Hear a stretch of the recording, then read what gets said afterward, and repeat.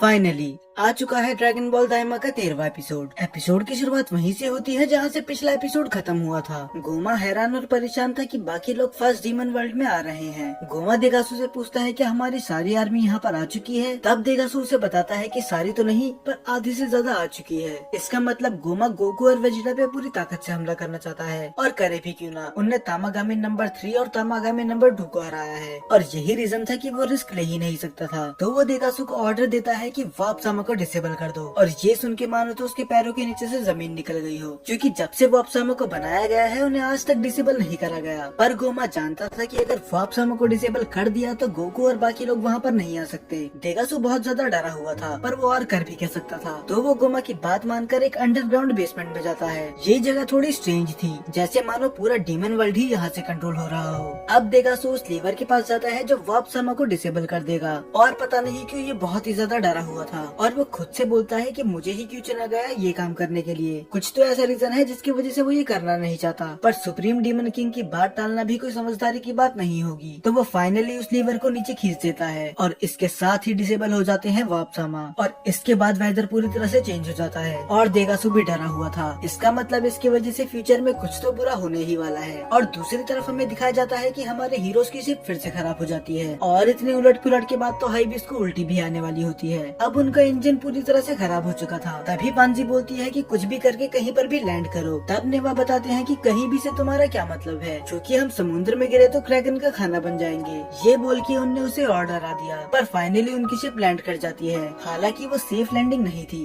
पर किसी को कुछ नुकसान नहीं हुआ। तभी पांजी बोलती है कि मैं इस शिप को ठीक करती हूँ, तो तुम सभी लोग यहाँ से बाहर निकल जाओ। पर तभी एक पत्ते के फ्लिक से गोकू हवा में चली जाता है, और वो देखता है एक अजनबी दुनिया को। वो जगह बिल्कुल ही अजीब थी, उधर के पेड़, टहनियाँ और बाकी सब कुछ बड़ा था। अगर आपने ड्रैगन बॉल जीटी देखा है तो उसमें भी एक ऐसा एपिसोड था जहाँ पर सब चीजें 10 गुना ज्यादा बड़ी थी। गोकू वहाँ की हर एक चीज को एक्सप्लोर करता है। उसे समझ में नहीं आ रहा होता कि वो छोटा हो गया है या फिर ये सब चीजें ही बड़ी हैं। और दूसरी तरफ पांजी की हालत खराब हो रखी थी, क्योंकि क्रैकन ने उसके सारे टूल्स खा लिए थे। पर तभी बुल्मा अपनी फादर की इन्वेंशन दिखा के फ्लेक्स करती है, और वो उस कैप्सूल को हवा में फेंक के एक टूल बॉक्स निकालती है। ये देख के तो पांजी बिल्कुल हैरान थी कि आखिर ऐसे कैसे पॉसिबल है, क्योंकि पांजी को भी मैकेनिकल चीजें बहुत ज्यादा पसंद है। तब बुल्मा समझाती है कि हम किसी भी चीज को श्रिंक करके एक कैप्सूल में स्टोर कर सकते हैं। पर तभी हाइबिस आके बोलता है क्या तुम मेरे सॉक्स को श्रिंक करके इन कैप्सूल में स्टोर कर सकती हो। पर तभी पांजी गुस्से में बोलती है कि तुम्हें उसकी जरूरत है क्या, और मेरा भी यही क्वेश्चन है, आखिर ये अपनी म्यूजिक को स्टोर करके करेगा ही क्या। और दूसरी तरफ वेजिटा से तो बिल्कुल इंतजार हो ही नहीं रहा था। वो सुप्रीम का ऐसे बोलता है कि कैसा रहेगा कि हम सब फाइटर्स आगे निकल जाए और तुम सब बाद में आराम से आना। पर सुप्रीम का ऐसे समझाते हैं कि मुझे माफ करना, मॉडल एक डीमन वर्ल्ड से दूसरे डीमन वर्ल्ड उड़ के नहीं जा सकते। तो वेजिटा भी ज्यादा बहस नहीं करता, क्योंकि वो भी जानता था इसका कोई फायदा नहीं है। पर दूसरी तरफ तो नेवा के होश उड़े हुए थे। वो उन सबसे बोलता है कि जितनी जल्दी शिप रिपेयर हो सकती है करो, और यहाँ से जल्दी निकलो, क्योंकि हम हैं द प्लेनेट ऑफ मेगा पे। तभी सुप्रीम गाय बोलते हैं कि मैंने इस प्लेनेट के बारे में पहले भी सुना है। ये वही प्लेनेट है ना जहाँ पर मेगाथ नाम के जायंट्स रहते हैं। और बस इतना ही नहीं, ये पूरे डीमन वर्ल्ड में सेकंड सबसे टेरिफाइंग प्लेनेट है, और इसमें नेवा भी हामी भरते हैं। वो बोलते हैं कि तुम सही कह रहे हो, हम बहुत बड़ी मुसीबत में हैं, तो हमें किसी भी कीमत पे यहाँ से निकलना ही होगा। और इससे पहले मैंने नेवा को इतना डरा हुआ कभी नहीं देखा। यहाँ तक कि खुद सुप्रीम डीमन किंग और उसकी आर्मी भी यहाँ नहीं आ सकती, क्योंकि किसी में भी इतनी हिम्मत नहीं है कि इन लोगों पे कब्जा कर सके। तब गोकू आते हुए बोलता है कि आप चिंता मत करो, अगर कुछ दिक्कत हो भी गई तो हम है ना संभालने के लिए। तब ग्लोरी बोलता है कि इससे फर्क नहीं पड़ता, हमें वैसे भी यहाँ से जल्दी निकलना ही होगा। तब पांजी हाइबिस की तरफ देख के बोलती है कि अगर तुम कुछ काम नहीं कर रहे हो तो मेरे स्टूल ही बन जाओ, कम से कम तुम कुछ तो काम आओगे। और उस बेचारे को पांजी का स्टूल बनना पड़ता है। फिर हमें सीन दिखाया जाता है फर्स्ट डीमन वर्ल्ड का, जहाँ पर अरिंसु बाहर का नजारा देख रही थी। जाहिर सी बात है कि वापसामा के डिसेबल होने के बाद अफरा तफरी बचनी ही थी। अभी उसके पास ग्लोरी का कॉल आता है, और वो उसे बताता है कि हमने सेकंड ड्रैगन बॉल भी कलेक्ट कर ली है, और जल्दी ही हम फर्स्ट डीमन वर्ल्ड में पहुँच जाएंगे। तब वो कॉल कट करके ड्रैगन बॉल की तरफ देखती है, और एक स्माइल के साथ बोलती है कि अब फाइनली मेरे पास आ चुके हैं तीनों ड्रैगन बॉल्स। देखना है कि आखिर ये ड्रैगन बॉल का यूज करेगी कैसे। फिर दूसरी तरफ हमें सीन दिखाया जाता है पांजी और बुल्मा का।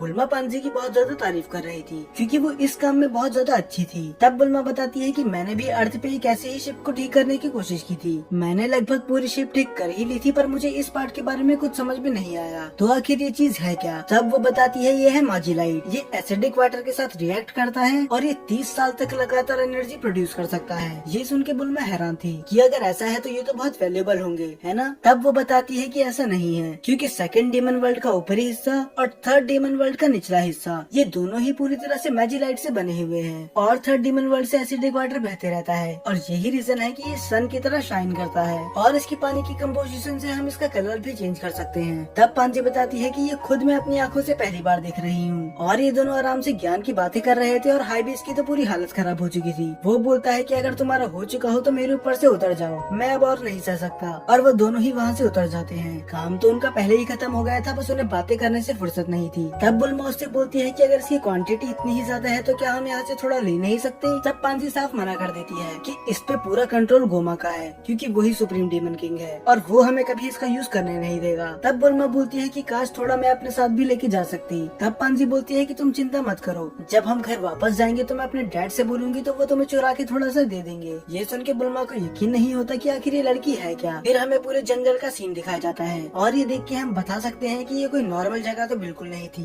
पर अपने गोकू को खाने से फुर्सत है कहाँ। वो सब कुछ छोड़कर वहाँ के फल खाने लग जाता है, पर तभी उस पे एक बड़ा सा हैमस्टर अटैक कर देता है और गोकू हैरान था कि एक हैमस्टर इतना बड़ा कैसे हो सकता है और वो उससे बच के भागने लग जाता है। वेजिटा बोलता है कि आप मजे करना बंद करो और उसे खत्म करो, पर गोकू मना कर देता है कि मैं एक जानवर को मार के क्रुएल्टी नहीं कर सकता और वेजिटा का ऐसा मानना बिल्कुल नहीं था। वो बिल्कुल भी दया नहीं दिखाता और सबको मारने लग जाता है, पर वो हैमस्टर भी जिद्दी थे। इतनी मार खाने के बाद भी उन पे अकल नहीं आती और वो वेजिटा और बाकी लोगों पे अटैक करने लग जाते हैं। पिकलो और ग्लोरियो उनको शिप से दूर रखने का काम कर रहे होते हैं क्योंकि अगर वो खराब हो गई तो ये हमेशा के लिए यहाँ फंस जाएंगे और हाईबीज और नेवा तो बस छुप के देख ही रहे थे। वैसे भी वो क्या ही कर लेते और कई बार सुप्रीम का भी उस हैमस्टर का खाना बनते बनते रह गए, पर अचानक से ही किसी के पैरों की आवाज आती है और वो सभी हैमस्टर डर के भाग जाते हैं। तभी पिकलो बोलता है कि मैं चेक करके आता हूँ कि आखिर हुआ क्या। तभी तीनों गोकू, वेजिटा और पिकलो वहाँ पर देखने उसे चले जाते हैं और उन्हें अपनी आंखों पे यकीन नहीं होता। एक बहुत बड़ा सा ही जायंट उनके सामने होता है, पर तभी नेवा बताती है कि ये एक मेगा चाइल्ड है जिसे हम अभी देख रहे हैं, वो कोई और नहीं बस एक बच्चा ही है। ये सुन के तो गोकू और वेजिटा हैरान थे,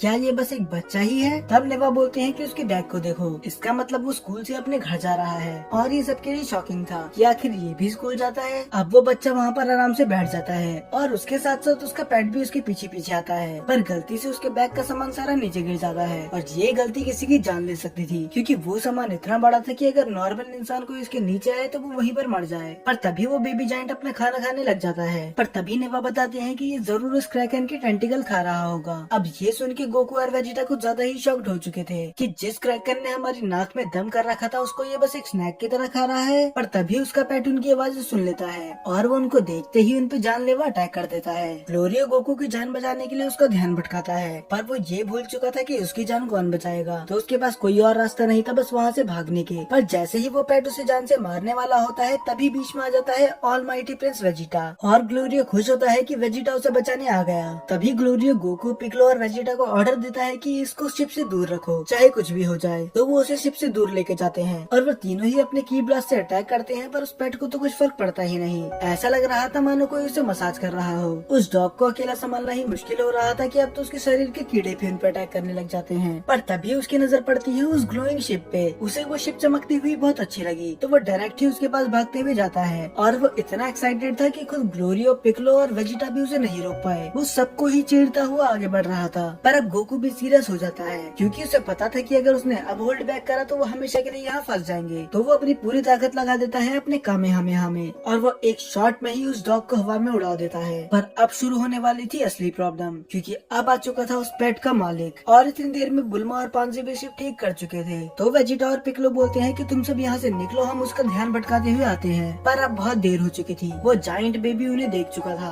अब वो एक पेड़ को तोड़कर उन्हें पोक करने लग जाता है जैसा कोई भी बच्चा करेगा। वो उस शिप को अपने हाथ से कुचलने की कोशिश करता है, पर सही समय पे गोकू आके उसे रोक देता है। पर फिलहाल अभी गोकू में भी इतनी पावर नहीं थी कि वो उसे रोक सके, तो वेजिटा और पिकलो भी उसे रोकने का ट्राई करते हैं ताकि वो शिप को बिल्कुल भी डैमेज ना करे। और गोकू बेचारा तो उसकी किताबों के बीच में फंस चुका था और यहाँ पर मुझे लगा था कि अब गोकू भी सुपर सेन 3 का यूज करेगा, पर ऐसा कुछ नहीं हुआ। वो बस सुपर सेन का यूज करके अपने पावर पूल से उसे रोकता है, पर गोकू एडमिट करता है कि ये कुछ ज्यादा ही स्ट्रॉन्ग है उससे भी। तभी वो बच्चा गोकू को अपने पैर से कुचलने वाला होता है, पर ग्लोरियो किसी तरह गोकू को वहाँ से निकालने में सक्षम हो जाता है। वो बोलते हैं कि ये तो बहुत ज्यादा खतरनाक थे। तब नेवा बताते हैं कि ये तो कुछ भी नहीं है, अडल्ट मेगाथ तो उससे भी ज्यादा खतरनाक होते हैं। तब वो पूछते हैं हैं कि अगर ये इतने ज्यादा स्ट्रॉन्ग है तो ये खुद डीमन किंग क्यों नहीं बन जाते, ये तो आराम से पूरे वर्ल्ड पे टेक ओवर कर सकते हैं। तब सुप्रीम क्या बताते हैं कि ये थोड़ी पिछड़ी रेस है और ये जैसे रहते हैं ये वैसे ही खुश हैं। तभी वेजिटा को कुछ क्लिक करता है और वो बोलता है कि जरा रुको, तुमने कहा था कि ये सेकंड नंबर पे सबसे टेरिफाइंग प्लेनेट है, तो तुम्हारे कहने का मतलब है कि इससे भी वर्स्ट प्लेनेट एग्जिस्ट करता है। तब नेवा बताते हैं कि हाँ, वो है प्लेनेट गीगा, जहाँ पर गीगात रहते हैं और वो इससे भी कई गुना ज्यादा बड़े हैं। तो आप उनका साइज इमेजिन कर ही सकते हो। ये तो तय था कि ये जगह किसी को भी पसंद नहीं आई सिवाय गोकू के। गोकू को ये जगह फिर भी बहुत ज्यादा अच्छी लगी और शायद उसका मन करे तो वो यहाँ पर वापस भी आएगा। और अंधेरा होने के साथ साथ फायरफ्लाइज जैसे ही इंसेक्ट बाहर आ जाते हैं जो इस पूरे प्लेनेट को ही रोशनी से भर देते हैं। और वो सीन सच में बहुत ज्यादा अमेजिंग था और इसी अमेजिंग सीन के साथ ये एपिसोड खत्म हो जाता है। अब नेक्स्ट एपिसोड में बहुत सारी मिस्ट्रीज बची हुई है कि आखिर ये फर्स्ट डीमन वर्ल्ड में जाएंगे कैसे, और आखिर देगासो इतना डरा हुआ क्यों था, क्या अनजाने में इनने किसी ऐसे शख्स को आजाद कर दिया जिसे आजाद नहीं होना चाहिए था, और आखिर अरिंसू की रियल विश है क्या। हालांकि उसने बताया तो ये था कि वो पूरे डीमन वर्ल्ड पे कब्जा करने वाली है, पर इसमें कोई शक नहीं होगा कि अगर वो अभी भी कुछ छुपा रही हो। खैर, इन सब का जवाब मिलेगा आपको नेक्स्ट एपिसोड में।